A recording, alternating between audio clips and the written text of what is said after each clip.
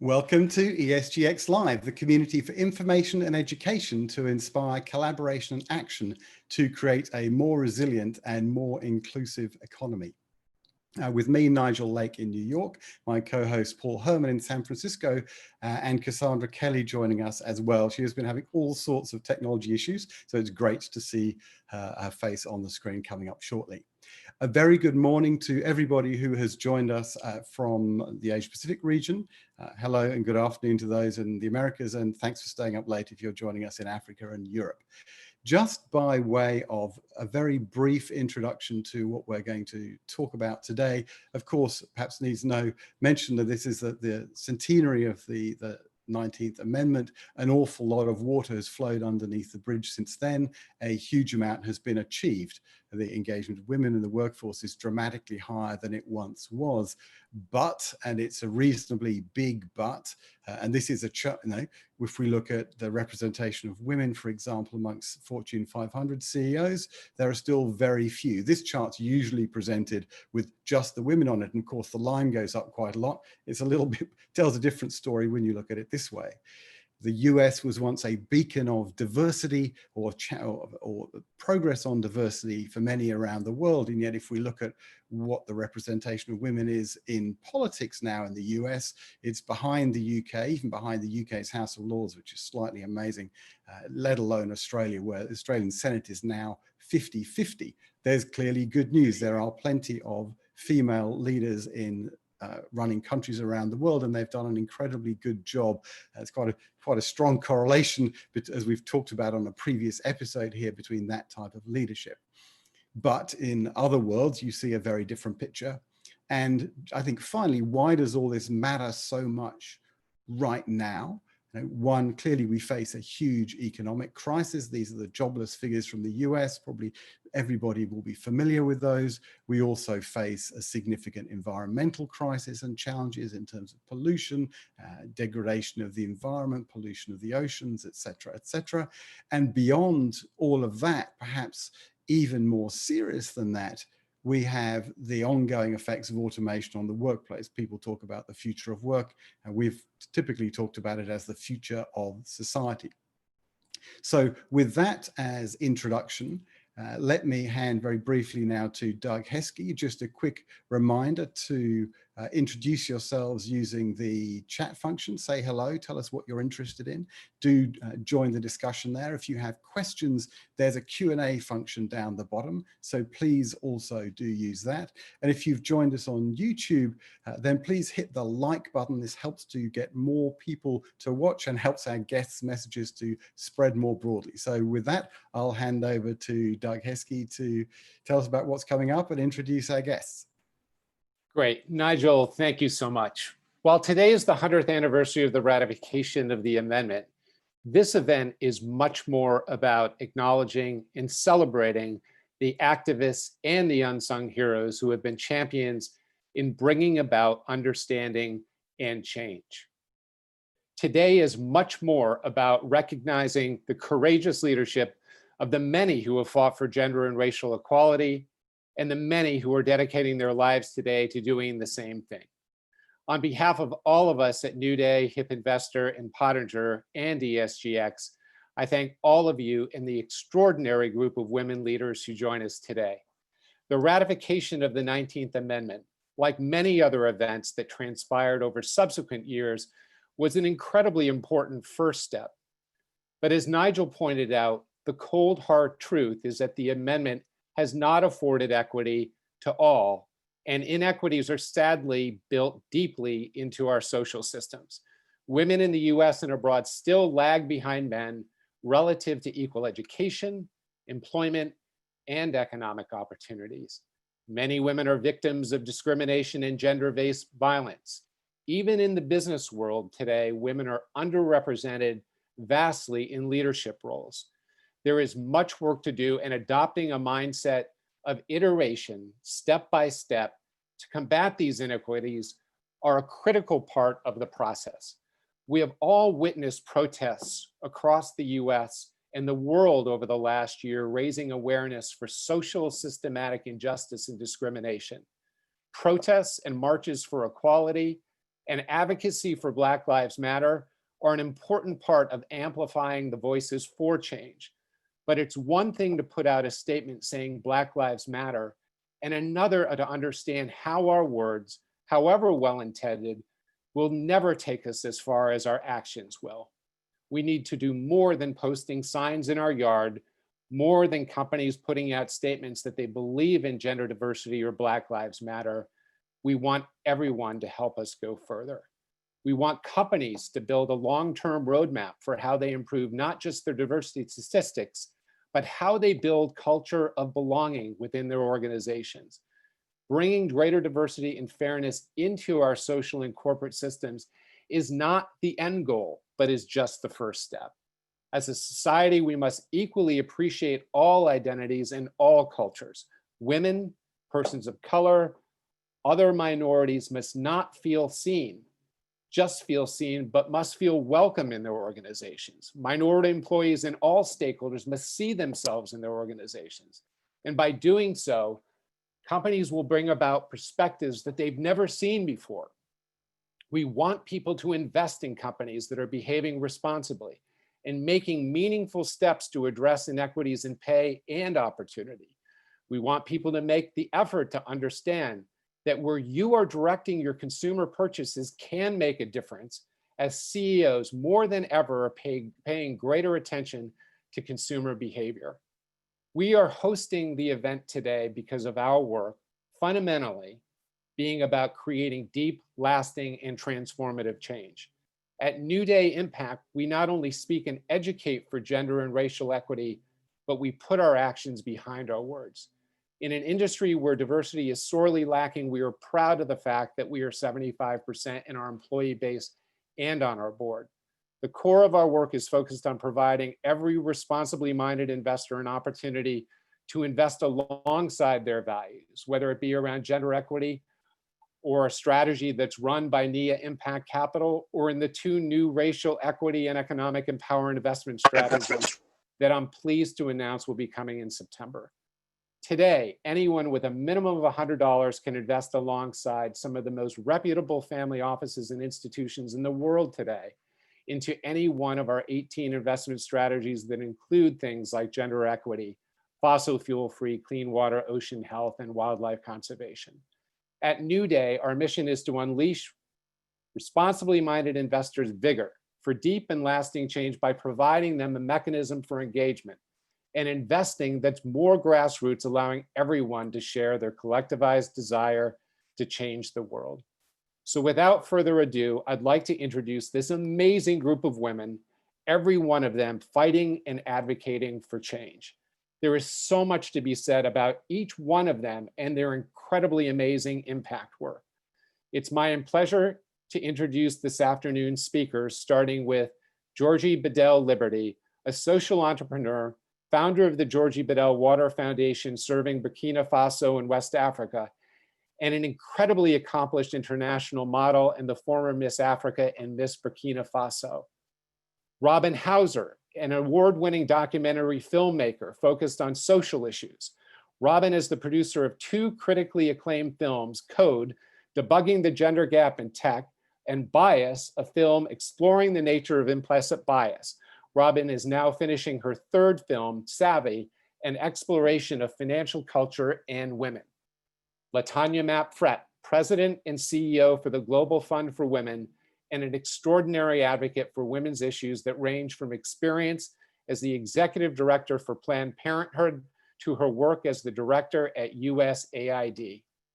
Amelia Mizad, founding director and senior research fellow for the Business and Society Institute at Berkeley Law, the author of the publication Sex, Power, and Governance, and the first Afghan-born woman to achieve her law degree from a US law school. And Kristin Hull, the founder and CEO of NIA Impact Capital, a woman-led RIA leading the charge to change the face of finance by hiring and training women and people of color in sustainable and transformative investing. Kristin is also the co-founder of the Impact Hub of Oakland.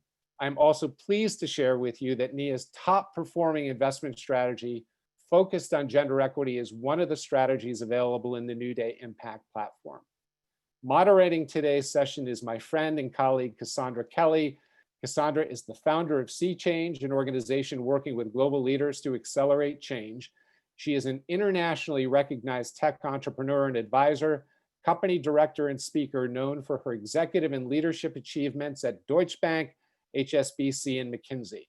She has spoken on a wide range of subjects for the EU Ministers of Defense and NATO, and the African Union and European Union Peace and Security Council meetings. Cassandra founded the diversity initiative, The Glass Elevator, in which most top 100 companies and major multinational companies in Australia participated. She was an independent member of the Federal Treasury of Australia's Diversity and Inclusivity Council and has been recognized as one of the 10 most influential women in boards and management by the Australian Financial Review, Westpac. It's my pleasure now to introduce Cassandra Kelly and to welcome the accomplished and much admired group of speakers that join us today for Prosperity Through Diversity. Thank you, Doug. And I'm just going to do a sound check. It's difficult to believe, being on the EU Global Tech panel, that I'm struggling to get an internet connection, but that is the state of the world today. So can I just get a response as to whether you can hear me? We can hear you. Fantastic.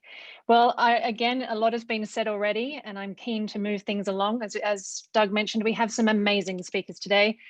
I had this beautifully set up for you, and I am now dialing in from my camera on my iPhone. So let's see how we go. So thank you very much for the audience. Sorry for those who are having issues with the Zoom link. We're working to fix that now.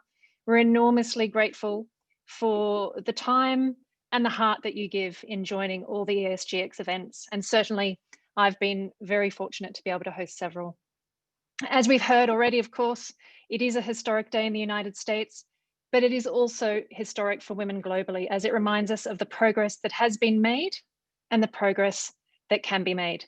And we are excited, and we are acknowledging that today, but perhaps I'm more excited because we're not going to focus on the 19th Amendment in itself, nor about the amendments to society, the structures that have occurred since, but rather on what more we can do.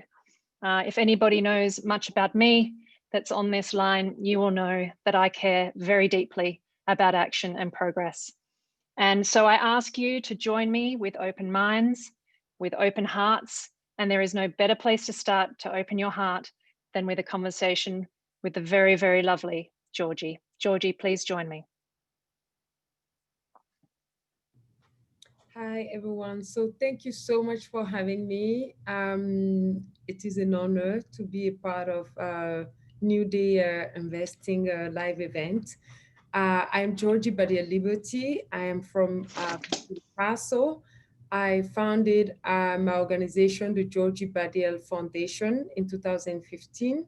Our focus is to bring clean drinking water to the people of my country, Burkina Faso. And in 5 years now, we have brought clean water to over 280,000 people. And my dream is to hopefully bring clean water to 10 million people so that every single person in Burkina Faso can have access to clean drinking water. Georgie, can I just stop you right there, because absolutely, I'm just thinking about all of our amazing conversations so far, and perhaps the piece that people are missing that really tugs at my heart is your story. So of course you are magnificent. I'm fascinated by your stories on the catwalk, and I love your dream, which we're going to hear undoubtedly more about. But you know, what from village to New York, and then back again, you know, to go back and do this again for your hometown. What is your story? How old were you when you woke up and went, not enough, not okay? Can you share with us that moment? Yes, absolutely, Cassandra. So as a young girl, I used to walk 3 hours to fetch water for my family. And on that point where I remember that that it was a lot for me to do was when I was 8 years old. at 8 years old, as a young girl, I was more conscious that it wasn't right to do it, in the sense that in my village, it is the duty of the girl to go fetch the water. And I grew up between five brothers and sisters, and it didn't make sense to me, in the sense that I'm like, well, the boys are stronger. If we have to go get the water, they will have to come with us, or they go get the water because they are stronger. And so time went on. I used to complain a lot to my grandmother, and she was always hopeful, like, oh well, if you're not happy about that, I hope one day you will do something. If you're not happy, I hope one day you'll do something. If you're not happy, I hope one day you'll do something. And as time fly, when I was 14 years old, my father told me that he will not be able to afford for my education anymore, so that I have to find something to do. And at 14 years old, all you have basically is your education. So to me, at 14, it was kind of like, what do I do? What do I do without education? So I started modeling so that I can make money on the side to afford for my education. So I moved slowly like that. I take care of my education. And at 17, 18, I become Miss Burkina Faso and Miss Africa the following year in 2004. After that, I was kind of like, wow, this is really good. You know, like if I can come from like nothing and build all this momentum, I can do a lot more than that. And that is when I start pushing to go to Paris to start an international modeling career. And of course, when I first got to Paris, you know, life was incredibly, I would say, amazing. You know, everywhere I went, you open your faucet, you can even let the water run for like 10 hours. You come back, it would still be running, you know, without a question. And life was great. You know, I have the opportunity to work with amazing designers such as Marc Jacobs, work for Louis Vuitton, Zeng Toy, and so many others. You know, my life was private jet, 5-star hotel, just the best of the best. But at some point, I felt that something was missing in my life. And I didn't know what it was. And with prayers and prayers and prayers, I went home to visit my sister, who was almost 9 months pregnant. And that is when reality came back to me. My sister had to wake up every day between 2 a.m. and 4 a.m. to get water. That is when I knew that working to bring clean drinking water to those in need is my mission. But I didn't start it right away. I start raising funds in here and in there, giving these funds to other organizations to do the work for building the wells, you know, in Burkina Faso. So I first co-founded an organization called Models for Water with a friend. And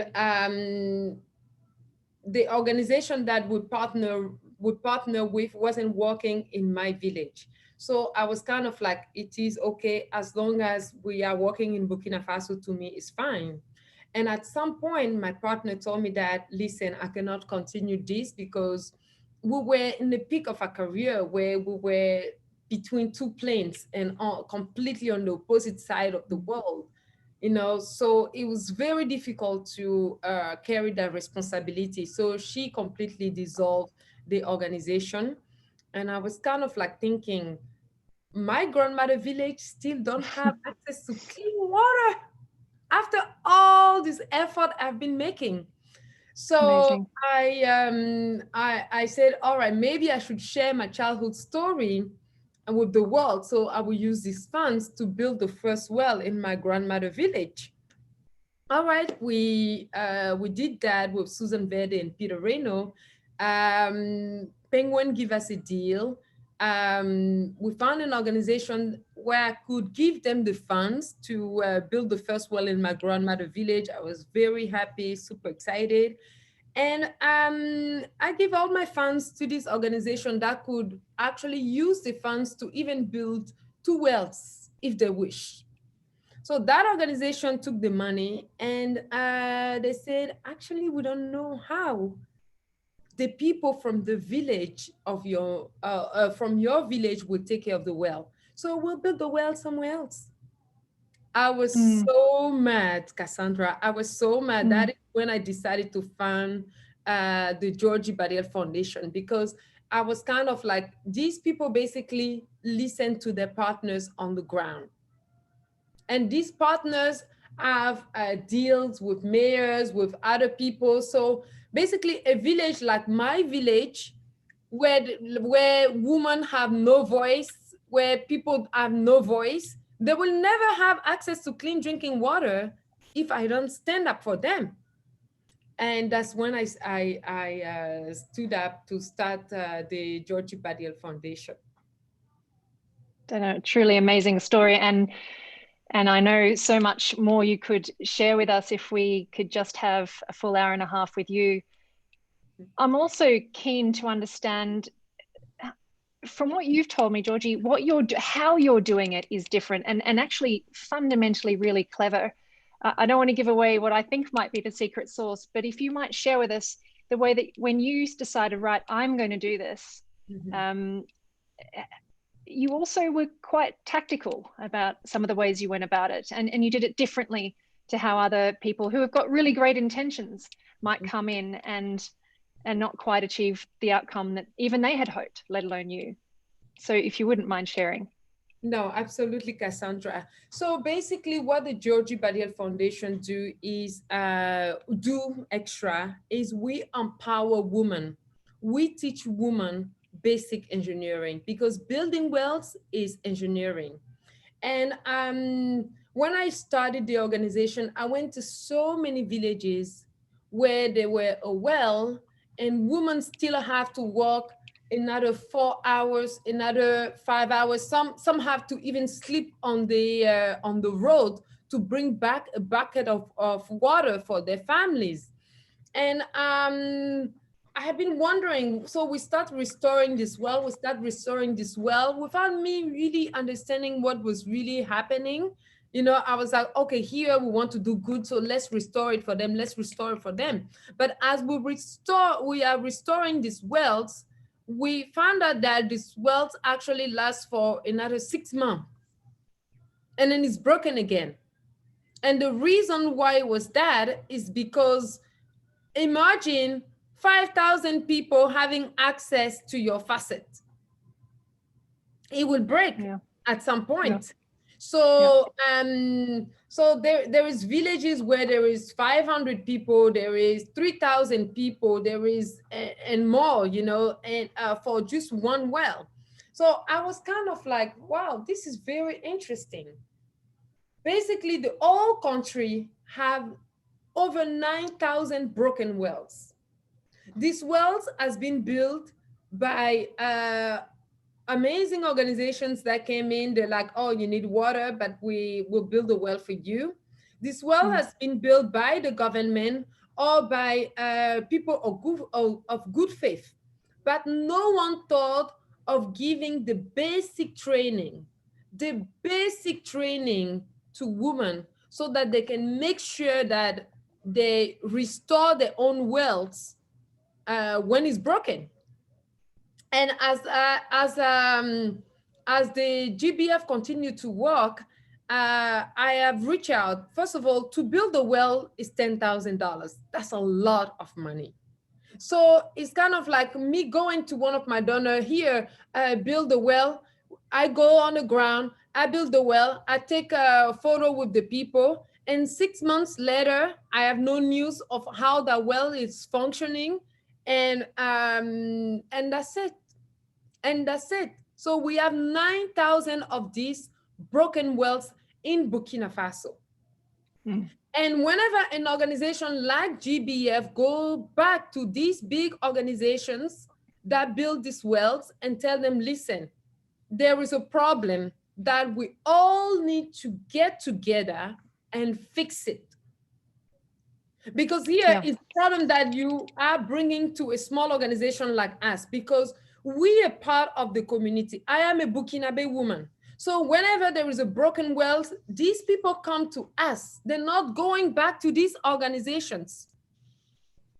They come to us, and then we're like, well, we do want to help, but we don't have the necessary funds to help you, because these organizations, all they wanted was to build our well, take the photos, blast it on social media, and this is it for you. Buying a goat, I think they often call it in. Yeah, so you know, and they buy the well, and someone can put their name, say I bought a well, but they forget about the maintenance. They forget about the ongoing. Yeah. While the women are smart, they are strong. It's true that where they live, they don't have access to electricity. They don't have access to a lot of different things that we privileged to have, but these women are so smart. They only need to be taught that basic thing, how to maintain it, how to take care of that simple thing. And then when we go to this organization, they're like, we don't know, maybe what you're doing is not so sustainable. I'm like, excuse me, you talking about sustainable? You told me about sustainable, and then what you're doing on the ground have nothing to do with what you're presenting on your website. It has nothing to what we can see back in these villages. So to me, this need to change. This need to change in the sense that these big organizations, they have the funds to help these people. And poverty is out of fashion. It's out of fashion. If we do want to help these people, we have to remember the base of poverty. The base of poverty is compassion, is love, and sympathy. So if you do not have that, you want to use the funds to focus on big reports on poverty. We know poverty. Poverty is ugly. There's nothing good out there. Poverty is anger, is thirst, nothing good.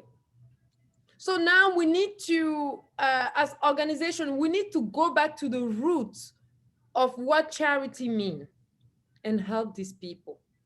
We need to go back to and lean on the values of Mother Teresa and really help these people.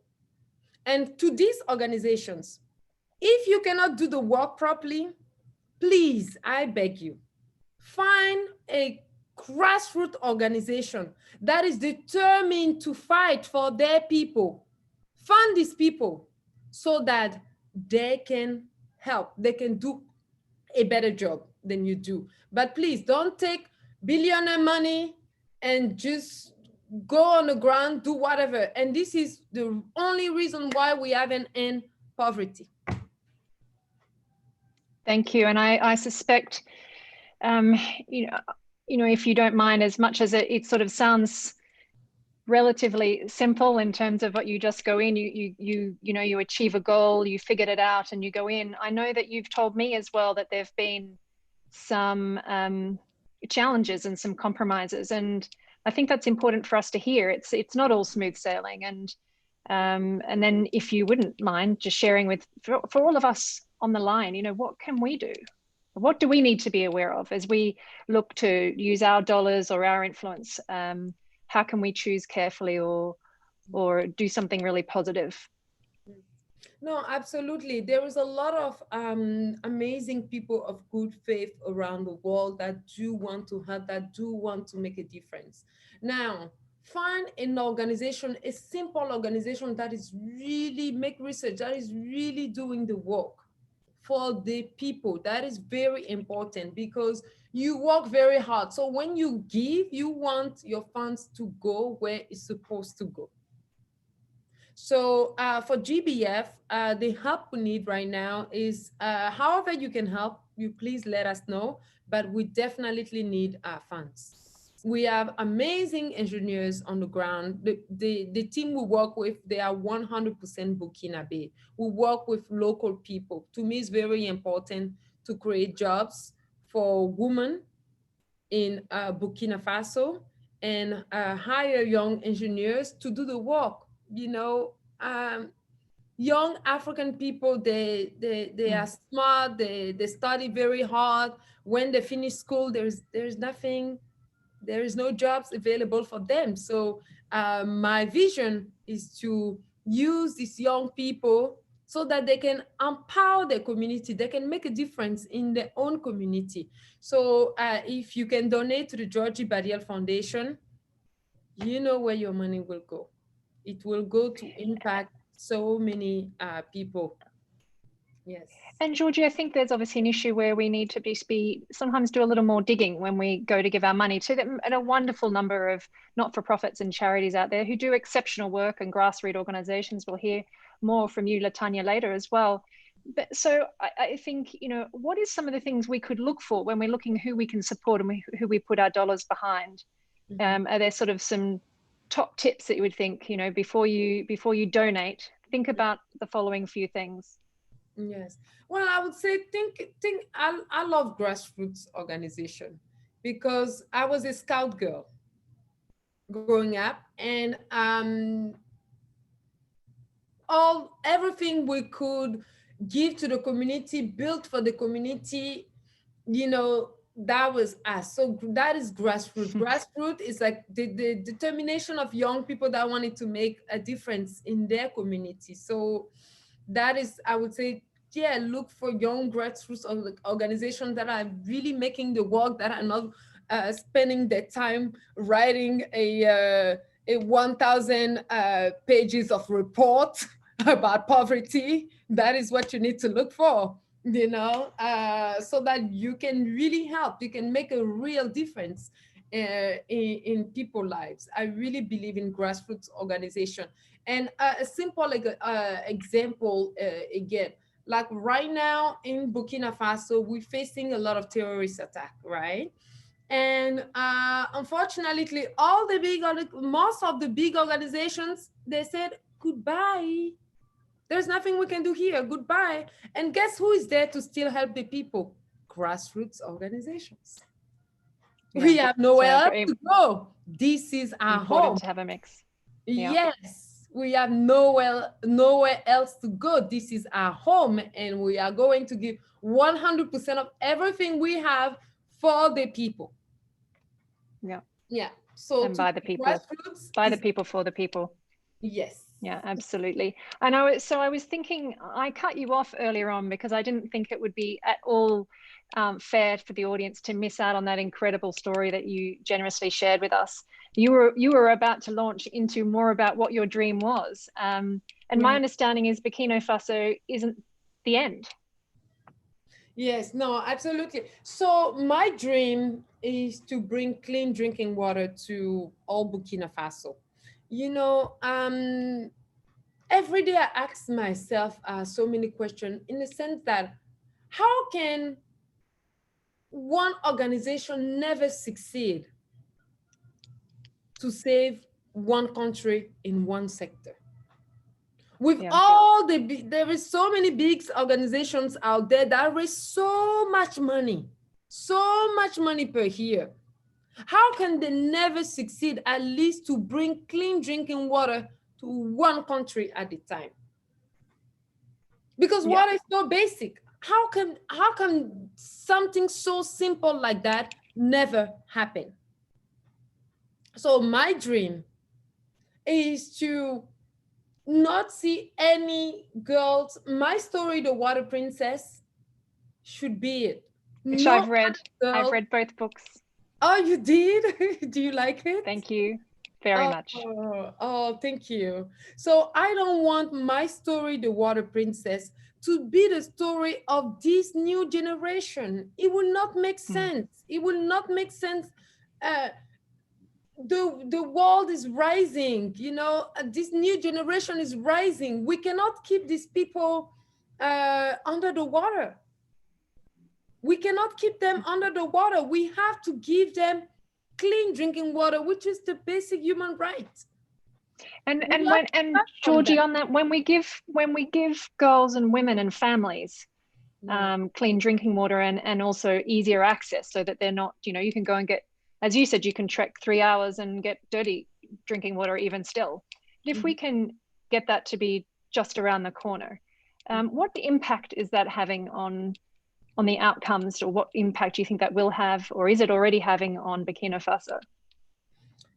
Well, access to clean drinking water is access to education. Education. And education is power. Yeah, amazing. Everything. I've got goosebumps. Thank you. It's everything. Yeah, so I couldn't agree more. I don't want no girls. I don't want to hear that, oh, my story is a water princess story. No, I don't want to hear no more of that. It's a sad story. It's a very sad story. You know, when I brought the book to my grandmother, she's like, she smiled, she said, so you did something about it. All right, I'm proud of you. But I don't want that story to be this new generation story. Yeah, I understand. It's time you want to see this story left behind and write a new story about the opportunity that's been embraced for all. Yeah, understand. Can you share with us your audacious goal? My understanding is that beyond Burkina Faso, you would like to, if you can achieve this, you would also like to be able to achieve this for other countries. Absolutely. There is Mali next door, there is Ivory Coast, there is Ghana, there is Benin. You know, we will take that same model that we will use for Burkina Faso to bring clean water to Burkina Faso. We'll take that same model to other countries. I think that's why it's very important to start at one country at a time. One country at a time. Save one country at a time. We can end poverty like that. It's possible. It's possible. Now, I'm just seeing that on the chat, there are some overwhelming number of thank you, inspiring, beautiful story, amazing. And if you see my hands waving, it's because I am not using a laptop, so I'm having to go in and try and open and close the chat. But I just, there is a question in there from Sherry, just letting you know that we will have Kristin Hull join us later. And in fact, if you can think about re-asking your investment question there, that's an excellent one, but we will save that for down the track, because of course that is an important consideration. Is there any other questions, Nick, that you see in the chat or in the Q&A that I might have missed that we can ask to Georgie at this point in time? And I'll take a breath from asking her a few questions.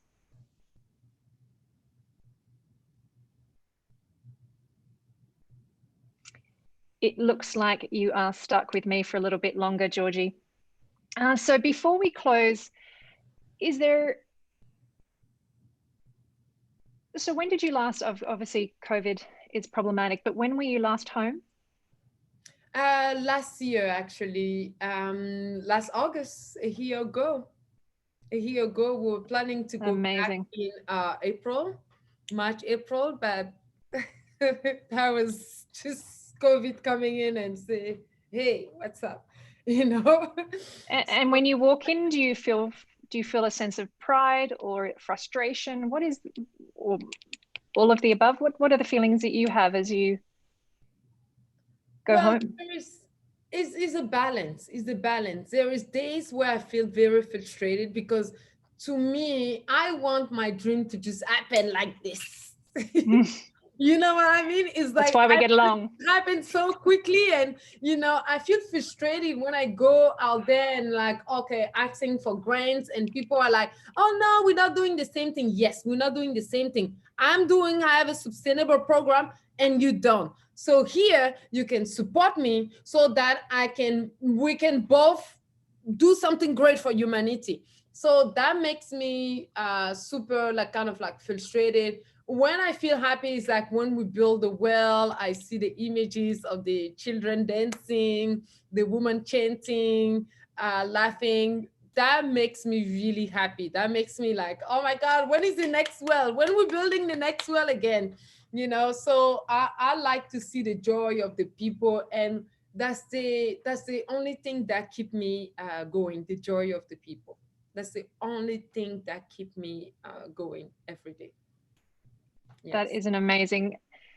Georgie, I might leave it there for the moment because I know that there'll be some more questions and a chance to come back to you later because you generously agreed to stay on for the entire time, I believe, which is wonderful.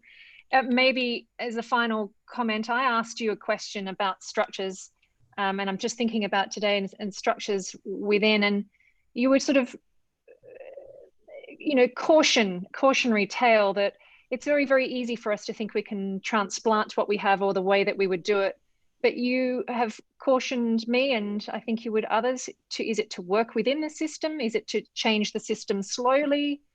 Is it to pick your battles? What has been your approach in terms of having women be allowed to be engineers and allowed to, you know, given permission to participate in the solution? Yeah, no, absolutely.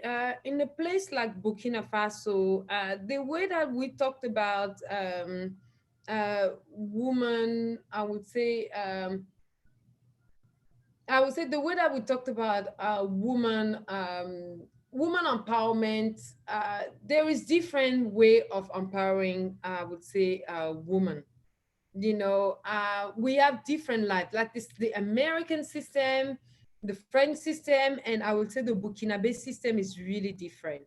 For example, we will go as an organization, ask permission to a woman husband, for example, to have her come in and participate to a program, or the chief of the village, because this is, of course, if the woman wants it, we will do that, you know.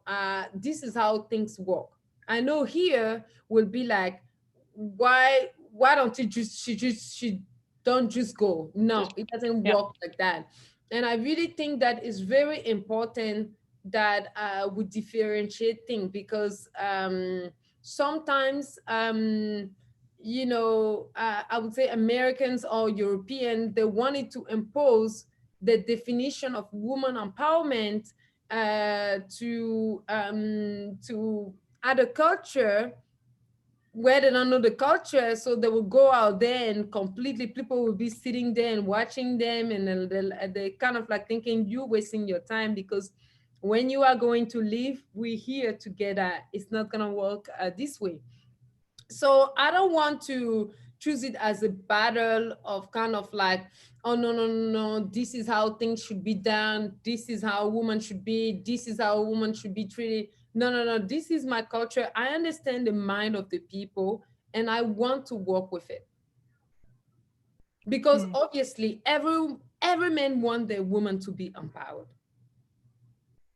Whenever we go to villages, we first talk to the men. That's the tradition. This is how they walk. Unless it's my village, I do what I want. But on other villages, when we get there, that is, first we talk to a group of men, and then they will say, okay, we'll give you the permission to go talk to the woman. But you don't directly go, okay, here, bring all the women, and you know, we are going to work, and this is how we're going to do. This is how your men should treat you. This is, no. Woman empowerment are different to me, definition on every culture and every place. And I think it's very important for European, whenever they go to, or Americans, whenever they go to Africa, to understand the people and work with their culture. That's the best way. Absolutely. Important that change and transformation doesn't just come through breaking everything.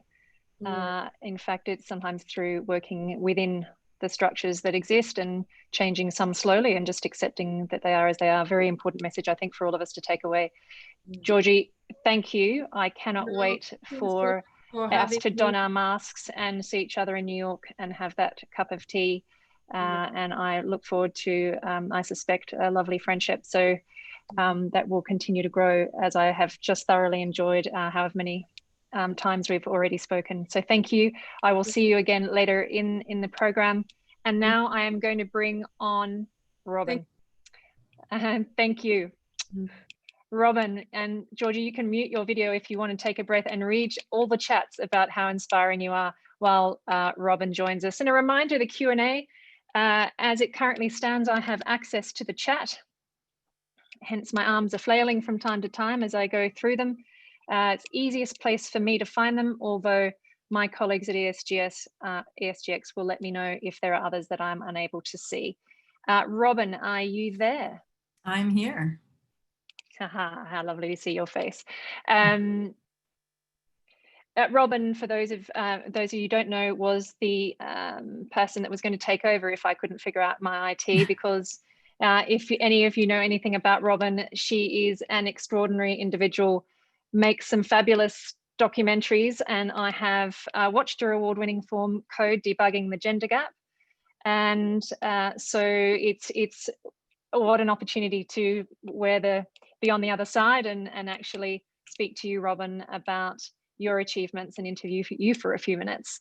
One of the things I'm really delighted by is to meet a person that doesn't get dissuaded by the challenges, and clearly, like writing a book, I don't think you make a documentary so you can hang up your boots and retire on your own island. So there must be, you're making now another one called Savvy, and there must be some story you feel that you compelled to tell or that we need to hear, because not 100% of us are going to view it. So how does that work for you as a filmmaker? How do you decide what to make and what matters, and how do you make something when maybe some people won't like it? Can you walk us through what drives you? Well, I think that please? The most important thing is not to worry about everybody liking it, right? Because I already know that not everybody is going to like it. I mean, it's sort of like there's no reason to. I think I'm aware of the fact that nobody's perfect. I think it's hard for us all to strive to be, and I need to be motivated by what makes me passionate, what gives me so much energy that I can wake up every morning and face the challenge of making a film, figuring out where I'm going to find the money to make a film, and something that will sustain me and my curiosity for over 2 years, if not more, 3 years. I'm still doing Q&A for Code Debugging the Gender Gap, and then my film Bias that came out in 2018. I'm still doing panel discussions and now a lot of virtual screenings for Bias. So it obviously has to be a subject matter that I feel passionate about.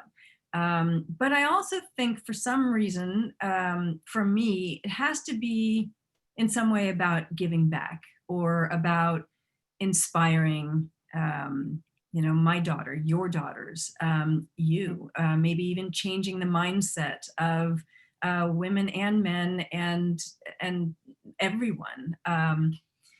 So I think that that's probably the primary force behind what motivates me to make documentary films. I say that I make cause-based documentary films. Someone the other day said, "Oh yeah, you make corporate videos," and I cringed. No, they're not corporate videos. I hope that they're films that are really interesting to anybody that lives on a certain level of consciousness, that wants to figure out why we as humans behave the way we do. Have you figured that out yet? No, not exactly, but I'm working on it. And so I don't know if you want to, I know that they've got a bit of a treat for us with a few clips from the film as it's in progress. I don't know if you want to start with that now, or you can choose when you want to bring that in, of course. No, sure. So but I would love to understand, from Bias to Savvy, is it more of the same? Is it new? Is it a new angle? Is it that something happened in Bias and I have to go deeper? Yeah, I would say that it's definitely not more of the same, because I think that my attention span is short, and so I'm thinking that my audience's probably is too. I strive to come up with new things to talk about and to look into, to explore. Code Debugging the Gender Gap was a film about the lack of diversity in tech. When it came out in 2015, so I started making it at the end of 2013, really it was a subject that if you were inside the tech world and you happened to be a woman or a person of color, I think that it was a subject that they were all, it was old school. It was something that they had been focused on and concerned about for a long time. But for the outside world, it's something that a lot of people had never even stopped to think about, right? We're so thrilled with the new Apple product or the new software by Microsoft, but nobody actually stopped to think, wow, there are almost, in the year 2020, so now there are over 1 million unfilled computer science related jobs. And yet we're missing half the population, women and people of color, right? And the numbers since I made that film really haven't changed that much. It was less than 20% at the time of making that film, and it's still hovering right around 22% now. So that then led me to, that subject led me to, I remember hearing, I was on a panel and somebody said, well, is unconscious bias, at the root of the problem? And I remember thinking, wow, unconscious bias, what the heck is that? That's fascinating. And I began to look into it, and then this expression, I began to hear it more and more, read about it in the newspaper, and I thought, what is unconscious bias? And the more I studied it, the more fascinated I became, because bias is a human survival heuristic. It's something that we have, pretty much any being that has a brain is biased because it's a survival technique, right? And yet, how is that useful in the modern world? Not very. In fact, what it does is it tends to thwart our efforts to live together harmoniously, to have integrated and diversity, certainly inclusion in companies and organizations. So I was fascinated to make a film about unconscious bias.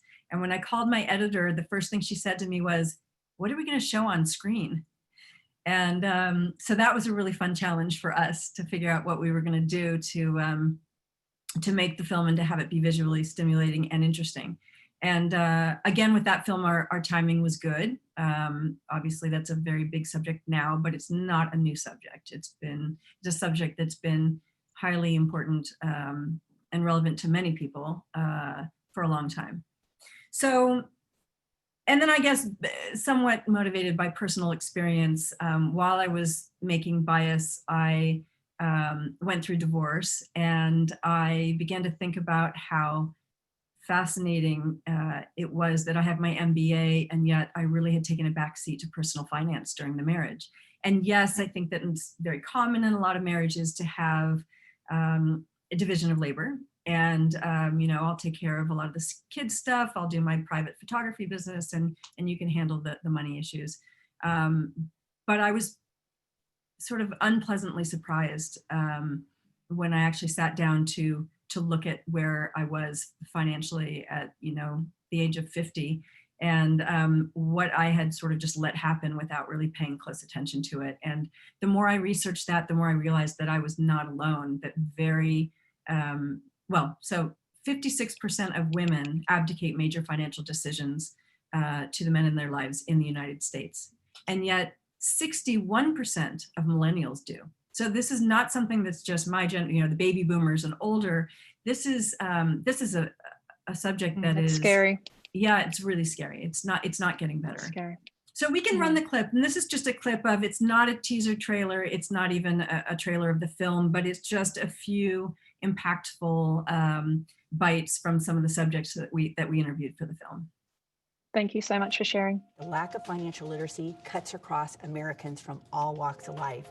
It is blind to socioeconomic status, to age, and gender. And yet, financial literacy isn't just about money for money's sake. It's about people's lives. It's about their security, their safety, their confidence.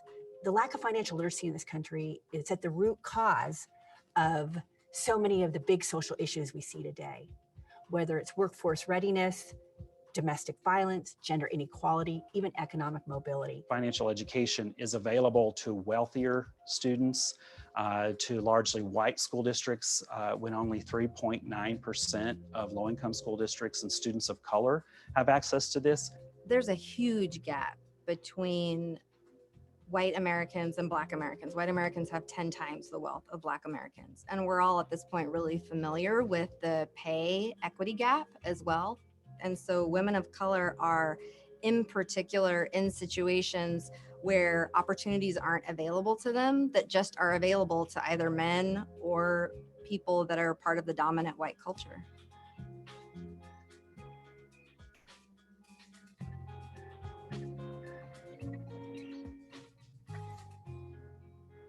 So that clip focuses a lot on the wealth gap. And the film, though, goes into, the challenge is what happens if you're, happily married but you're sort of not the one that's responsible for where your mortgage is, or for, insurance, or whether you've done your paperwork and have a living will or even a will. The film goes into, it's character based, but there are women one subject that we have who was happily married, just bought a bigger house, both of them gainfully employed, young son they're about to put in private school, and her husband goes out and gets hit by a car and passes away a week later, and she had no idea who even held the mortgage to their home, right? They hadn't signed their wills. It's a burden. And we also talk about how important it is in case you do suddenly end up divorced. We talk about how important it is to have financial education in schools, and what that looks like. We talk about easy access to credit cards and yet lack of any sort of education about the negative aspects of compounding interest, and how many of our youth are just out of college are strapped not only with student loans but also with huge credit card debt. So it's a film I'm really excited about. I think it's an important issue, and it's interesting to me that while I do think that a certain majority of my audience might be women, I think it's a subject, I know it's a subject that's equally interesting to men. And what about the subject of the men that you work with and on the film and talk to? What is it that they say interests them? You mean in terms of the men that I'm interviewing, or just men that? Both. The men you interview and the men that the audience. Well, one thing that I thought was interesting, I was a little bit worried that I was marginalizing my male audience when I first started making this film.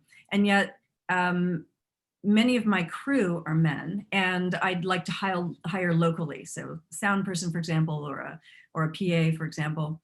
And what I noticed, whether I was in New York or Seattle or Portland or the Bay Area, that the men on my crew, after I would interview someone, would come up to me or during lunch break and say, "Oh my God, I want to call my wife right now," or "I need to call my girlfriend," or, "Yikes, we're behind, we need to get on top of this." And they really wanted to be more, they felt the burden that because they were male, because of our presumed gender roles, that they felt the burden that they had to be, responsible for money when they didn't necessarily want to take on that role. Because as we know, men are not necessarily innately more savvy about money than women are. But many societies, not just in the United States, many societies sort of point to these gender roles that claim long-term financial planning, investing, money management is more male territory. And I think the way that Wall Street's been set up isn't necessarily as available to women. Now, of course, it is, anybody can invest, but what I mean by that is that it feels like it's sort of male territory, and a lot of women are intimidated, frankly, from getting involved. And this is why you see companies like Elevest and other companies really making a big effort to create products and bring women in. Now, there are many women that will say, "I don't need something to be made pink just so that I can get involved," right? We don't need to make something different so that I can get involved in investing. But what we do know is that many women, if they've taken a backseat to personal finance, they are somewhat intimidated by the whole idea of, most women don't go to a financial planning meeting. Many wives will just say to their husbands, "You go." And even in same-sex relationships, one will do it without the other. And of course, what we know is important is that this is a collaborative effort, and it should be, because everybody should at least have a basic understanding of their personal finance.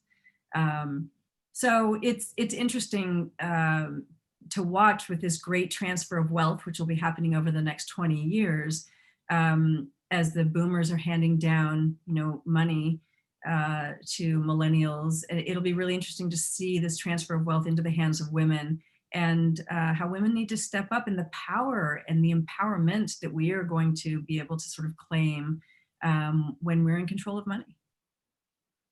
Absolutely. Thank you.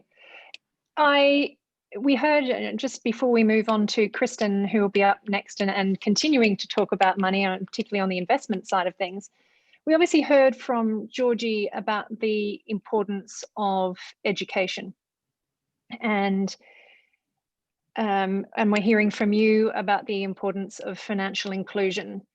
How do we educate people, or how's our education system going on educating us about our financial literacy? And have you done any looking at this around the world, or are you primarily focused on the United States, or what are you seeing in terms of how we are prepared in early and middle school and high school education? Yeah, so this is not unique to the United States. The filming that I've done is predominantly in the United States, but my films tend to have a global audience. So I've been, concerned about whether this is an issue that's, global, and it seems to be very much global, at least in Western society, but also in India, in North Africa. This assumption that men, women might handle the household finances, but when it comes to control of money, generally it's generally in the hands of men. So financial education is taught in some countries. It's obligatory. It is definitely not obligatory in the United States. It sort of fell out of you remember home ec classes and stuff. So in the 30s, 40s, 50s, it was very much present in the school system. And it seems to ironically have dropped off. I still burn my first pancake. Yeah. But I think it's really interesting. How many people, and I've interviewed so many subjects that have told me that, wow, suddenly they end up with 5 opportunities to have a credit card, and yet nobody ever told me exactly how that works. When it says you only need to pay $25 that month, and I've spent a couple $100 on, clothing or something, they don't understand the repercussions of compounding interest. And on the positive side, they don't necessarily, think about the fact that with 401ks, if somebody's just starting to work at a job, it wasn't that long ago that it didn't necessarily need to be invested, right? Those funds, and it wasn't, and it was more of an opt-out type thing. So when you think about that, if somebody puts their money into a savings account and believes that that's actually safeguarding the money and the money's going to grow, it's not even going to grow with interest rates right now at the rate of inflation. And these are just sort of basic things that we need to learn in school. But there's not enough time in the day, or the type of excuses that you will hear them say, right? How many subjects do we need? And I would say that financial education is probably one of the more important ones. Yeah, thank you very much.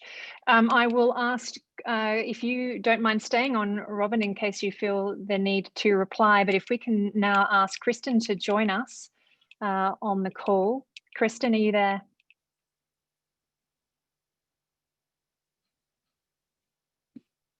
Hello. Kristin. Hello. Well, that is a wonderful segue as I'm sitting here thinking about, we've got education, financial inclusion, and then we've got financial influence, financial power, financial opportunity. And so it is a common theme at ESGX that we ask our audience not just to listen and learn, but to be part of the solution. And for years I've said, I just don't understand why the word activism is considered oftentimes the people that I speak with as if it's a dirty word. And I sit there and think, but if you care about something and you want to act on it, aren't you an activist? Surely we all have something or some things in our life that we care deeply about, which compels us to some brave thinking and brave action. So I find that very unusual that it has that stigma. And so I sit there and think, well, the people on this call, I suspect, would identify as people that are doers and not just listeners and learners. And not everyone needs to tie themselves to a tree or go on a hunger strike, which have been effective for some people in advancing their particular goals and needs that they care about. But you provide at Near Capital in particular, you've been encouraging and empowering individuals to see that they actually hold real power through their own investment choices. And I think you say that you bring activism, and I'm reading it here, and impact investing into the public markets. So if we can turn to you now, because I know that Sherry, from memory, there's a question in there from in the chat, but would you mind sharing me, what is it in your mind to be an activist, and what role do women play? Are we beneficiaries of effective activism, or are we activists in our own right, or both? Well, first, I just want to say thank you for having me and for organizing this discussion today, and also to my co-panelists, because I'm learning so much and I'm also being super inspired by the conversation. So, and we all need to inspire each other, especially the activists. And, you know, are we working for the women in Africa? Are we working for the women here or across the globe? How can we be united in working towards equality? And what does it mean to be an activist?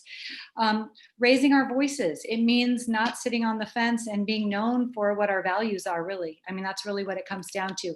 It also means having a strong awareness of what the status quo is and where it's working for us and where it's not. And what we're seeing at NIA, and I'll just back up to say NIA means intention and purpose. And so we're helping to align our clients' money with their intentions and their purpose. And what does it mean to invest into the world that is beneficial to everyone?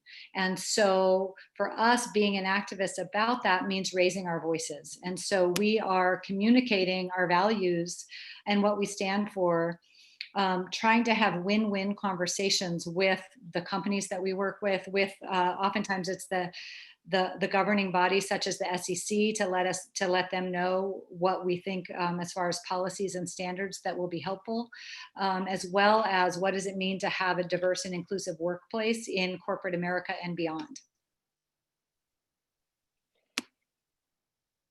And so do you identify yourself as is this a form of activism, what you're doing at NIA, or how do you define activism for yourself?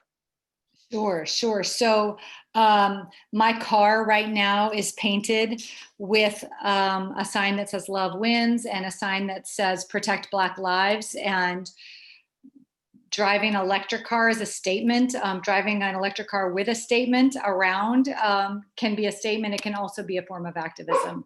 What we do on the formal side, as far as our company, is we engage with all of the companies that we invest into. We choose the very best companies, all of which include women in leadership.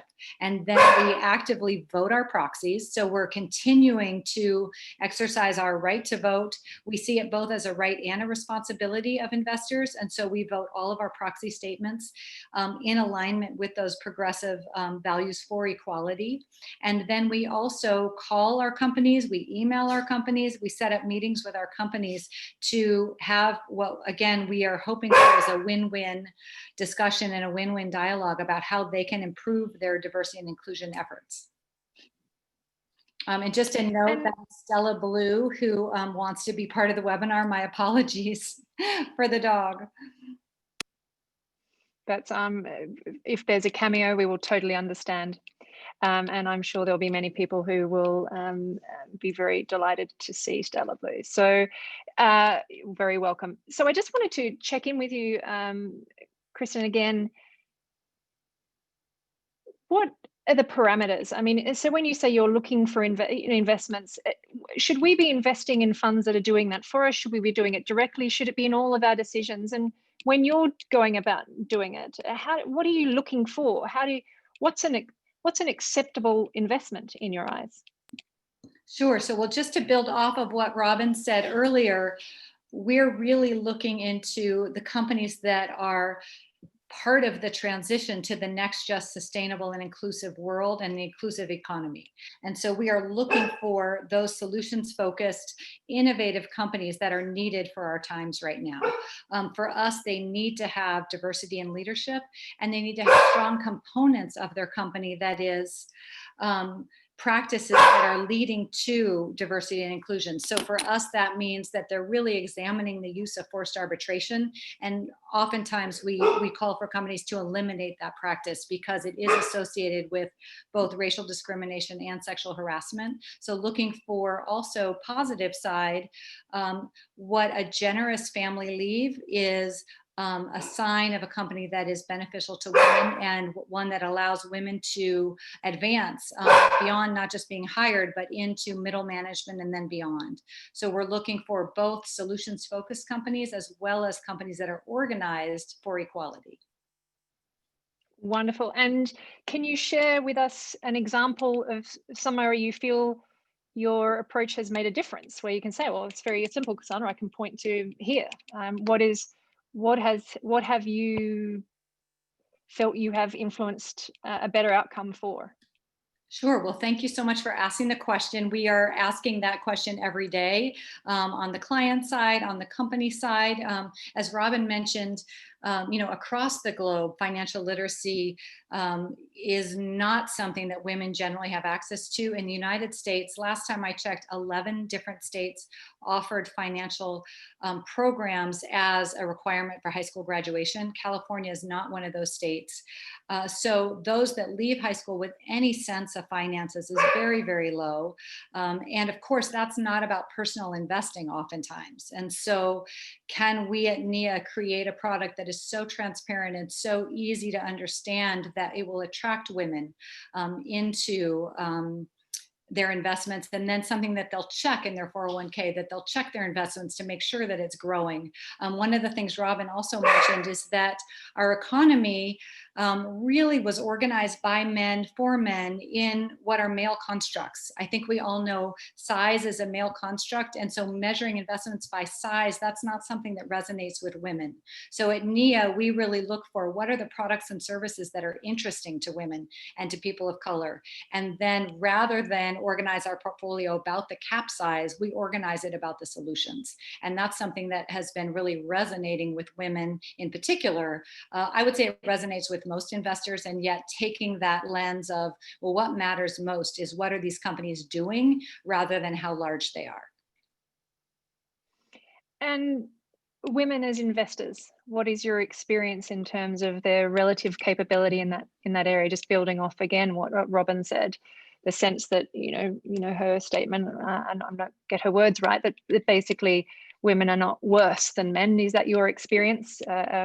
We might there may be too many women where we can see we don't take responsibility, or we don't take enough interest in the financial state of affairs when in a partnership. But are we actually good at making financial decisions when we do take responsibility and control? Women are absolutely fantastic at making financial decisions. And across the board, I think women stereotypically sit on the sidelines until we want to know all of the information. We're actually very calculative and thoughtful and strategic. And sometimes because our economy isn't organized in a transparent way, women will sit on the sidelines because they don't have enough information to make a fair judgment. But once we have the information, we really do jump in. And so that has been part of our purpose at NIA, is to make something so transparent and easy to understand that women will want to get involved. And absolutely, women are poised to make financial decisions. Again, it was already stated that they make up to 80% of consumer decisions, and investments really are consumer decisions as well. What investment products are we choosing that represent our values? And women are also very quick to connect the dots when pointed out that the way we invest is our economy and is the world we live in. And as soon as you say to a woman in general, you can invest into the world that you want to see, and that the companies you choose will create the economy that you want, immediately they switch and they see the value of choosing companies on a company by company basis for their values. So for example, choosing companies that do value women and people of color in leadership, that really makes sense. That really makes sense, both financially, those companies tend to outperform, and then also just being into those companies that can transform both their own portfolio as well as the world. Thank you. Thank you again, Kristin, for that. I really appreciate it. I'll ask you to stay on the line. And Amelia, if you can join me now, please, because there's a title of a document that you've written that I just have to ask you about. Are you there? Cassandra, oh, there we go. Start my video. Okay, Amelia, great to see you. Hello. So hi, first of all, thank you, and thank you again, and well done. I guess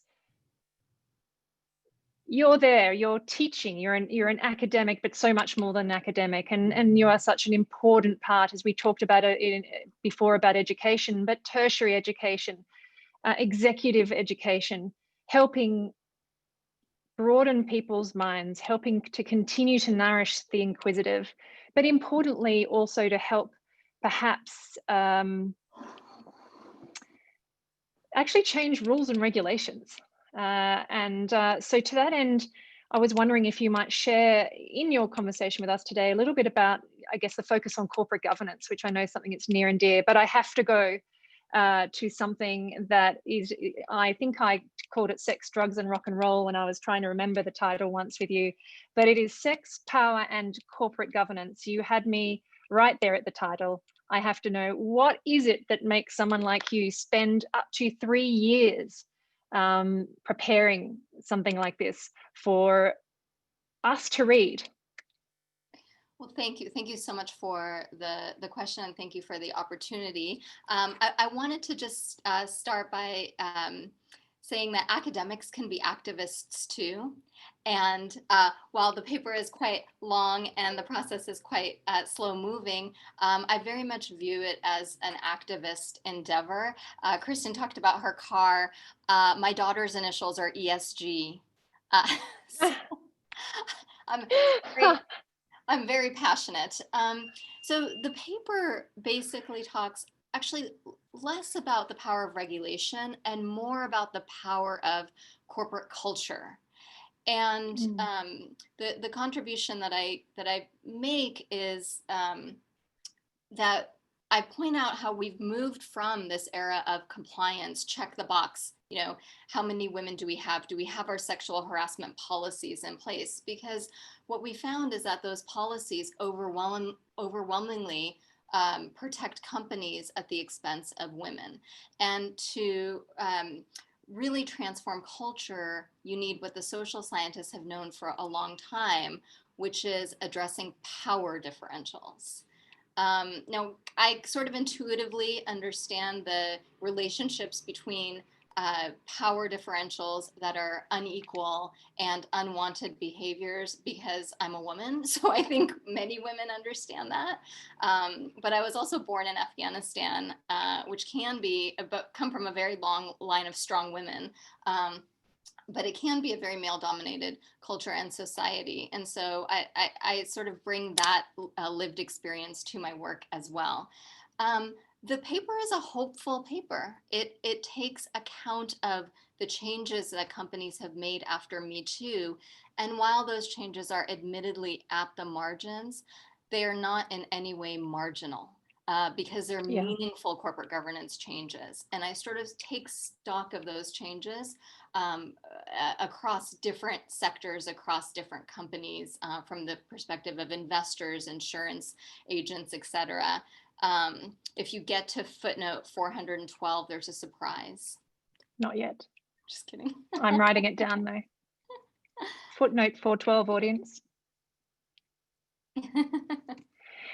And what is it that you, in the work that you've done, you know, we talked about the fact that often these pieces are written by academics and read by academics, but you have a slightly different approach in terms of getting your research and your messages out.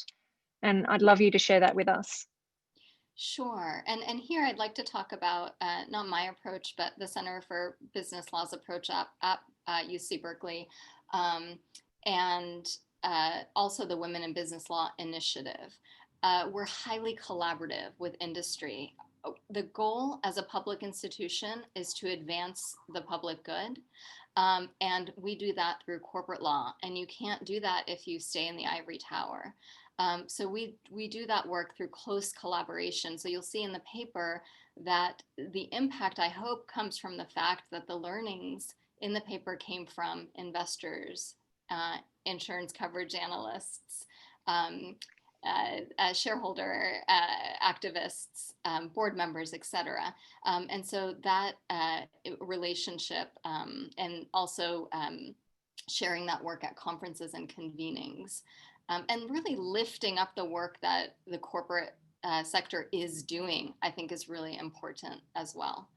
I do want to say one thing about the Women in Business Law initiatives, and it relates to power in that mentorship is very important. And Delia Violante, who leads the Women in Business Law Initiative, has a terrific mentorship program for our law students to be connected to other women leaders. So we really try to walk the walk. No, that's really, I really appreciate hearing that. And I think that brings up a whole another area we don't have time for today, but the difference between mentorship and sponsorship, of course, and the power of the latter. So I guess, you know, I really like something you said early on. It's really important not to minimize achievements or milestones along the way. If you see the end destination, and unless you've got to there, then you haven't succeeded, or we haven't made it. It can be enormously crushing to the soul and difficult, and apathy creeps in, and it's just too hard. So I'm not going to ask you to tell me about what would happen if you waved a magic wand, but is there a significant milestone that you would look forward to, where you'd sit there and go, if this, then I would pop another cork? If you drink champagne, of course. Yes, I think that the cork popping moment for me would be more women in senior leadership positions at companies. So getting to that C-suite. I think we have more progress to make on board diversity. And Cassandra, I know that you've been an activist and a leader in that space for a long time, and I thank you for that leadership. Thank you. You know, there's a long way to go there, but really the C-suite beyond even the CEO level. Yes, and a particular, as they say in the vernacular, a particular shout out to behind every strong woman, there needs to be another strong woman, to Amanda Sampson, who I know is on the line, who in the glass elevator work that I did had certainly made me all that much more effective and better. So thank you, Amanda, if you are still there. I daren't check the participant list in case I lose you, Amelia. I might now ask, with that, bearing that in mind, I hope that if it can go up on the chat, that where we might be able to find the paper. I know you did a shortened version, maybe 8 pages, if that's publicly available. I would love for the audience to be able to see that. And Latanya, if you can join me now as we talk back to something that Georgie talked about, and to grassroots. Excellent. Yep. Can you hear me? Hi, Latanya. Yeah. Yes, and you've been in the seat now, I think, for about a year as president and CEO, or maybe just over. I mean, wow, what an extraordinary time to have taken over your organization, which I know, I'm hoping you will share more about. Obviously, I know. But you must have been, as George was talking about grassroots, sort of sitting there nodding at points. It's the daring of individuals. It's the daring of groups of individuals who know that something has to change, that we have to do more, that we have to do better. It would be really amazing, I guess, if for all of us listening, you would share with us what work you do at GFW, and then maybe the last year. I mean, is it still the same organization as it was? Have you had to pivot, change? I mean, I'm just going to be quiet because it's quite astounding what you've been doing. Thank you, Cassandra, and thank you for this conversation. The panelists have been incredible, starting from Georgie on, and I think I'll pick up from there, like you said. And because today is the centennial of the 19th Amendment, I thought this morning reading in some of the articles on it about Sojourner Truth, who's my grandmother's hero, and of course then has become my hero, and Black suffragist, and her famous speech about "Ain't I a Woman?" And at the end of that speech, she talks about, if one woman can turn the world upside down, talking about Eve, then a group of women who want to change it will certainly change it back right side up again. And that's how we think about our work at Global Fund for Women. It really is an incredible opportunity to join this organization and think about how we really create meaningful change by supporting the grassroots work that Georgie talked about earlier today. It's been more than 30 years, close to 35 years that Global Fund for Women has been in existence, and it's been supporting economic, political, legal development around the world. But doing some amazing things like working with movements to end civil wars, to elect female presidents, to get laws passed that protect millions of women and the work that they do. And so the last year really has been a year of reflection, I'm calling it, and listening what's happening in the gender equality field, all these wonderful things that we've heard about from our panelists. Where does Global Fund for Women continue to work? And I'm excited to tell you that supporting grassroots organizations and gender justice movements is really where we have to continue to live. It's where we see the people power. We know that movements from research and data, as Amelia was suggesting, shows us that social justice movements really is the lasting and sustainable change that makes things happen in the world.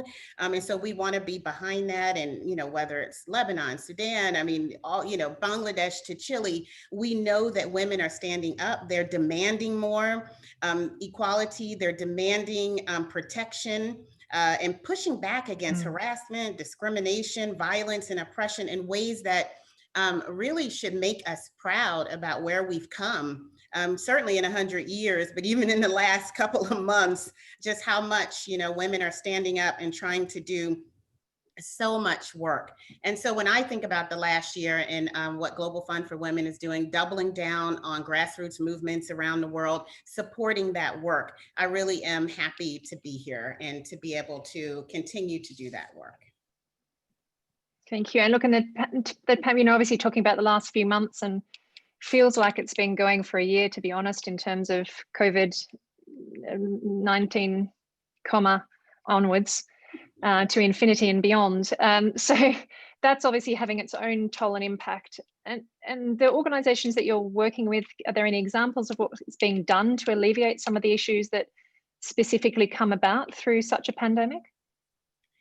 Yeah, absolutely. And I think the thing about COVID-19 is really that it's just highlighting the inequities that's built into our world. So when we talk about racial injustice and gender injustice, we're talking about something that doesn't live just in COVID, right? It's where we were. And so how we come out of it, to me, is really what's important. I mean, we're learning a lot about the virus. We do know that it's hit women, girls, and marginalized communities in huge ways. We know that predominantly close to 70%, if not 80% of healthcare workers are women around the world, which puts them in a really precarious situation. But they're also the ones that are stepping up, right? They're also the ones who are addressing issues around maternal mortality, reproductive health, our economic crisis that we're going through, especially for informal workers around the world who need daily salaries in order to be able to feed their families. So, and we know this, and many of you know that domestic violence has been highlighted during the COVID pandemic around the world, where women are forced to stay in place and tackle violence within their homes. And so we are seeing our organizations, and again, this whole concept around trusting women to be able to respond. So we are just so pleased to see women who we've been funding and the organizations they represent shifting whatever they are doing to support their communities. And this thing Georgie was talking about, right? It's like they're on the ground. They see what needs to be done. And if they had been working on one issue, now they understand they have to work on another and they have to support. So they're running helplines for victims of domestic violence. We're seeing all over too. We're talking about across regions, right? Working to, you know, maintain reproductive health services for women. In abortion care where it's required. They're doubling down on racial justice work, especially because of the increased police brutality during the pandemic. They're creating booklets and changing things into languages. If you want people to wash hands, you gotta tell them that in their language.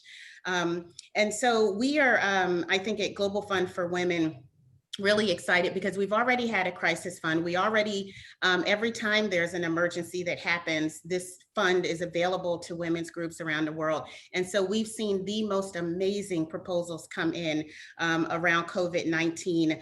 And so we're providing flexible support for women to be able to continue working on these issues. And I think Kristin mentioned something when she was describing how the work that she does. And I was thinking, you know, I think that's what Global Fund for Women is. It's an investment firm. So we're not on the finance side, but we're on the social and human capital side. Investing in grassroots movements around the world really is the thing that I feel like is going to make us more relevant as a society, to let women do what they need to do and turn this place right side up again, as Sojourner Truth says. No, I have to just quickly, for my own curiosity, and I'm hoping others might be wondering, do your grassroots organizations, they all shapes and sizes, I mean, ages and stages, is there a demographic? You sort of say, oh, it tends to be between this age and that age from the following background, or is it really very broadly distributed? It is broadly distributed and across geographies. Within countries, we do try to connect intergenerational organizations that might not even know each other. So there may be a grassroots organization run by college students and connect them with the more mature grassroots organizations who maybe have more leverage and influence than they do. So part of what we talk about when we talk about funding collectives is that we're able to have this kind of bird's eye view as to what's happening within countries and within regions. And the beauty of bringing women together is probably all of us know on this panel is that so much shit gets done. And so we're like, get that shit done. I'm all for that. Yes, I'm all we're really for that. excited That is about opportunity to be able to see across sectors, across generations, and connect organizations so that they can be more successful in the impacts that they're trying to make in their communities. So as one who loves to celebrate anniversaries of all kind, love memories, you know, the 19th Amendment as it is today, in another 100 years, what do you think we'll be talking about or celebrating then? Or what would you like to see us talking about or celebrating then? Yeah, and you know, and 100 years is a long way. So I'm thinking really about what Robin was saying about inspiring my own 14-year-old daughter. But I do hope even in her years, when she reached my age, that there's less discussion around gender equality, because we will have already gotten to a place where we don't have to convince people anymore that that's what's important and that's what's necessary if we want to change the world that we live in. But I mean, right now we know that, 31 million, I think, primary school age girls are not in school still.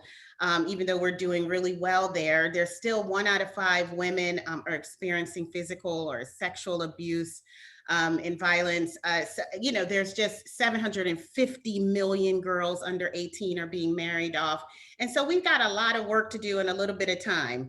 So for me, I know that comes from really engaging women and supporting and investing in them in their communities to do the work that needs to be done. And so that's where, for me, in 100 years, all of this investment, I'll call it, in women, in their organizations, in their movements, will have paid off, because this issue will no longer be an issue. That will certainly be one of those cork popping moments. Robin, if you're still on the line, I am going to ask everyone to join us now if they can. Please don't go anywhere, Latanya, because I'm going to ask you to go first and give the other panelists the benefit of a little bit of time to think about it. As we're moving towards closing today's program, I was just wondering, at ESGX, it's really important, again, I stressed this earlier on, about what can the audience do, what can we do? We can hear what you're doing. Again, there's more inspiring, amazing, fabulous going on in the chat, but what is it? Who can I stand behind? What can I stand behind? I may already be doing it. There might be some new and fresh ideas. So if you can tell or give some ideas or an idea as to what the people listening today could do to make a difference. Yeah, thank you, Cassandra, and thank you for the opportunity to do that, because I know how hard it is sometimes to just know where to start. And for me, it is about education. And I was just inspired by 2 clips we just saw, so I think film is, in the creative side, is an excellent way to educate yourself about what's happening. And when I talk about movements and grassroots movement, we have a film series it's on fundamental-film.com, and I think they can put it in the chat, but it is about highlighting the success that comes from one woman, a group of women, a movement of women coming together to tackle issues around child marriage, around LGBTQI treatment, around racial justice. And the film series shows this in very short clips done by an amazing woman, Charmaine, in Pakistan. And so it's really the perspective, I think, and the education that we have to get. So starting there, because I think from the understanding what we're talking about is going to be huge for our ability to be able to support it. I definitely think people can stay engaged with us on globalfundforwomen.org. And funding gender justice movements right now is more important than ever. We've seen during COVID how many opportunities there are to stand up for social justice movements. And so I encourage people to fund lasting change. And I think that can happen in so many ways. And certainly at Global Fund for Women, we want to be a partner with our grassroots organizations to be able to do that, to be able to receive that funding.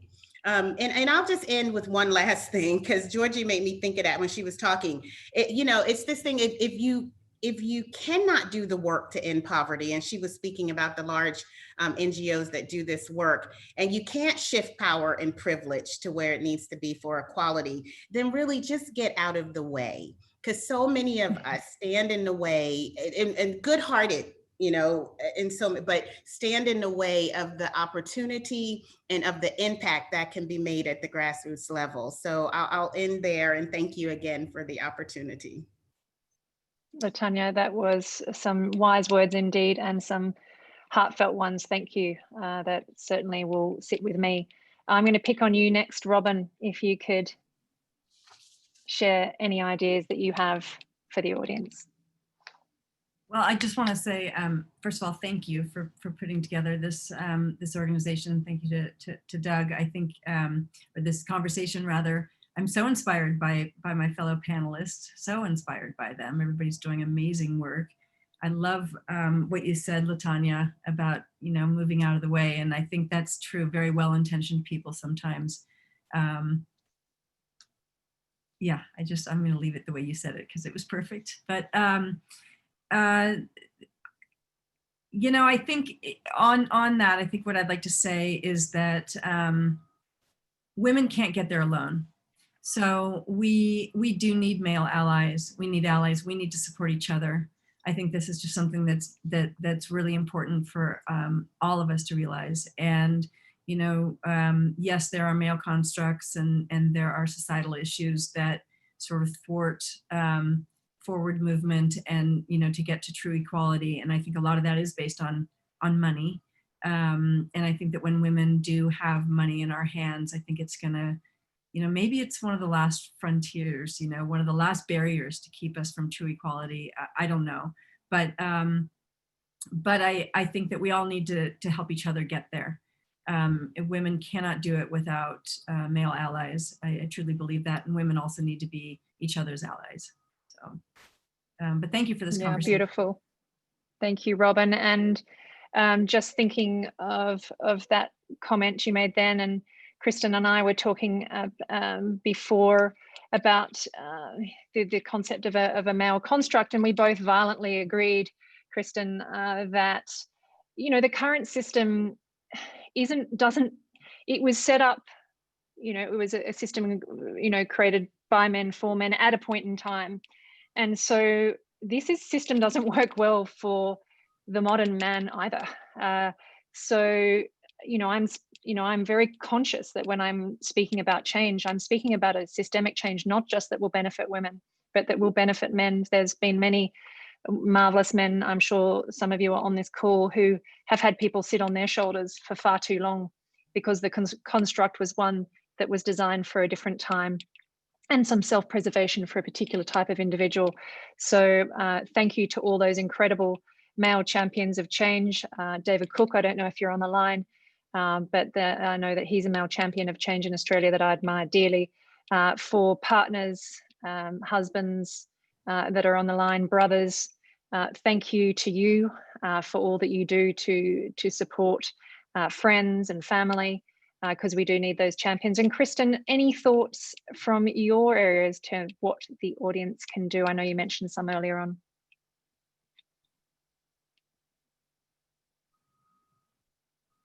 Kristin, you're on mute. The dog's actually quiet now, but I'm on mute.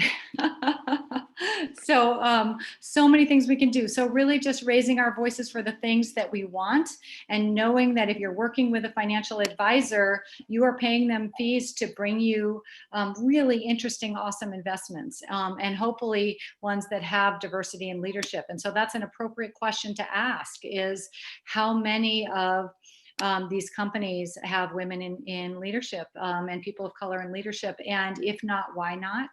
How many fund managers, women and people of color combined, make up 1.3%?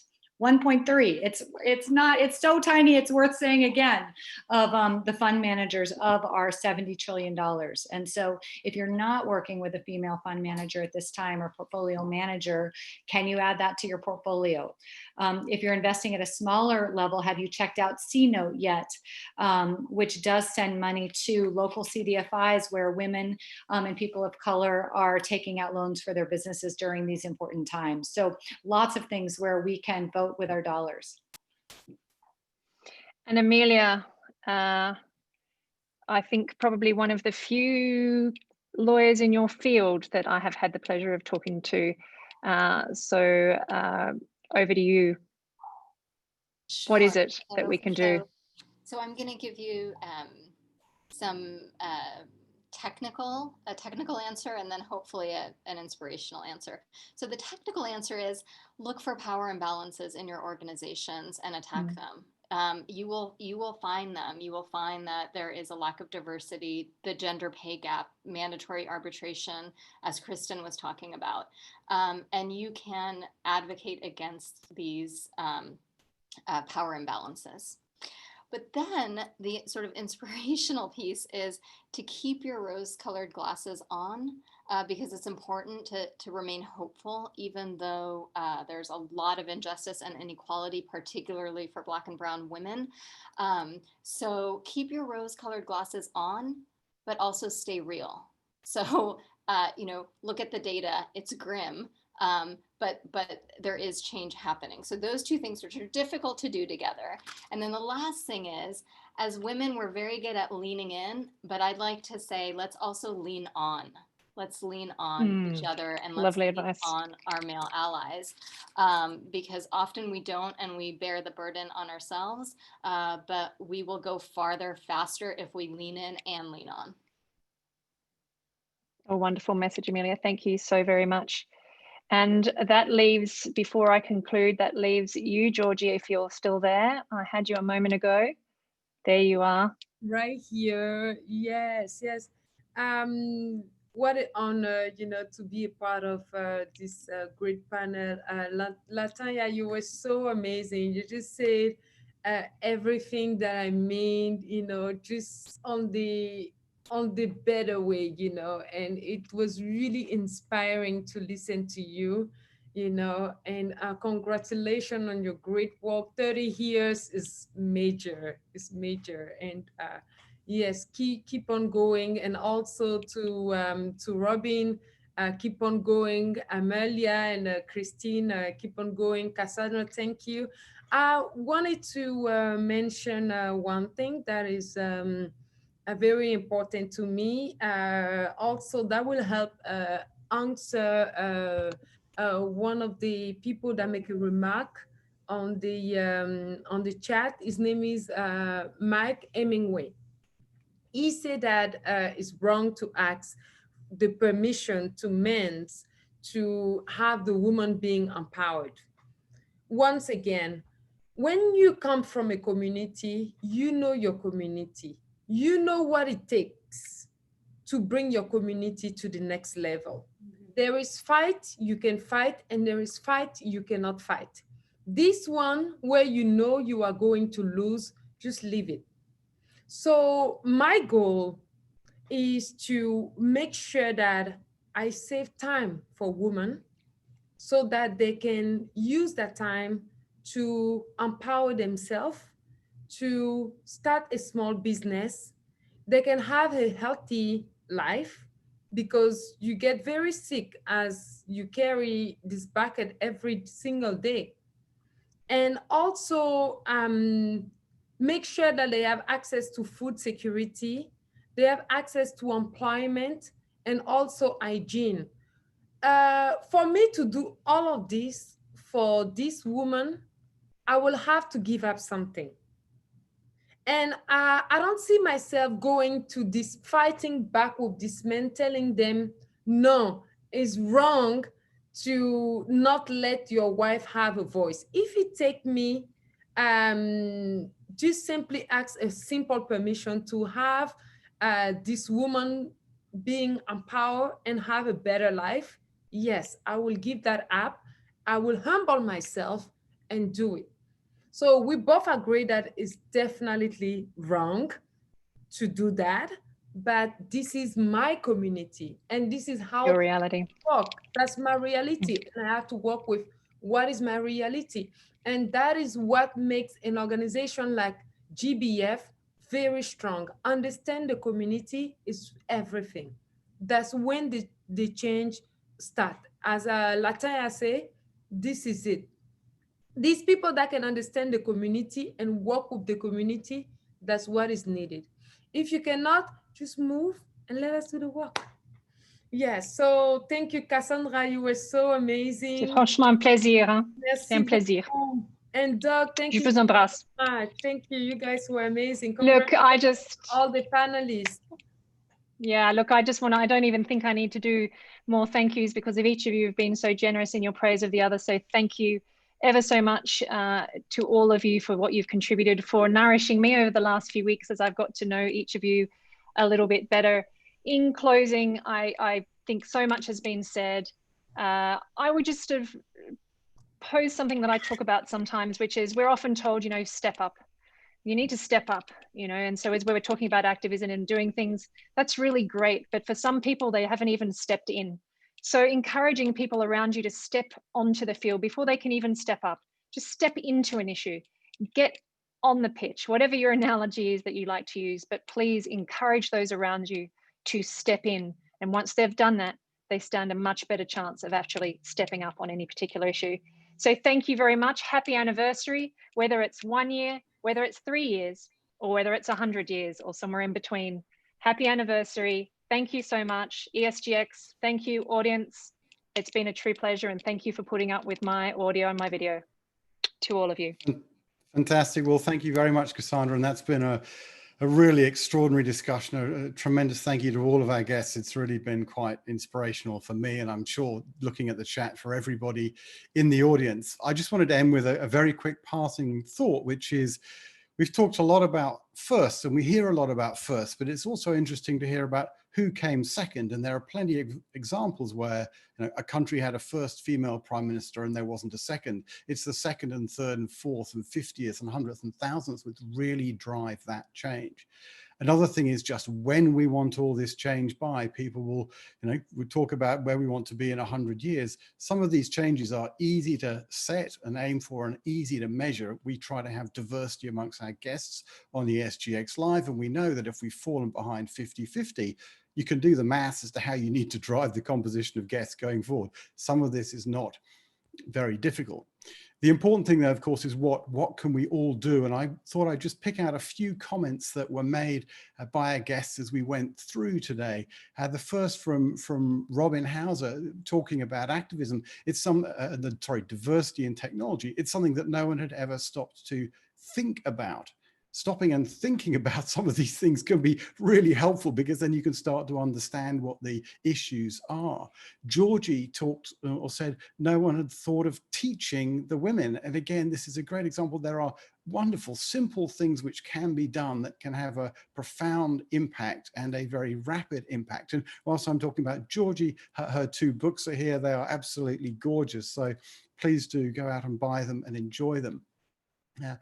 Latanya talked about the opportunity, again, saying we've seen amazing proposals come in. There are incredible things that you can do, that organizations and people can do, and there is support for them to implement them. So that is, you know, I think a very important reminder. You can actually go and act on these things. Kristin talked about women being fantastic at making financial decisions. Of course, to make things happen, very often money will need to be involved. And finally, Amelia's comment about academics being activists is a reminder that we can all act. And coming back to Cassandra's comment near the end, it's the daring of individuals, she said, of groups of individuals that know something has to change that can really help make the difference that we want to see in the world sooner rather than later.